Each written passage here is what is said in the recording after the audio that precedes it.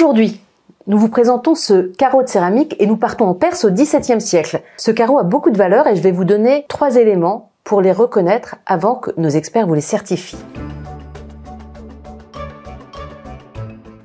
Premier truc à voir sur ce type de pièce, c'est ce qu'on appelle la technique de la cuerda seca. Vous voyez que les lignes noires sont en sorte de creux et que lorsque vous passez la main dessus, vous sentez un tout léger relief. Deuxième chose à observer, les couleurs.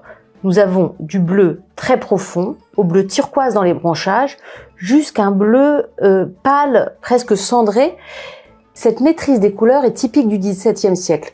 Plus tard, les couleurs seront moins nuancées. Troisième élément à remarquer, les blancs. Ils sont traités en réserve. Et vous voyez que la glaçure est un peu piquetée. Et ça, c'est aussi une trace typique du XVIIe siècle. Un peu d'histoire pour aller plus loin. Ce carreau, vous vous doutez bien, n'était pas tout seul. Il devait faire partie d'un ensemble qui ornait une demeure luxueuse de la cour safavide, dynastie qui a régné de la fin du XVIe au XVIIe siècle. Le sujet, ce penseur, est un courtisan traité à l'européenne.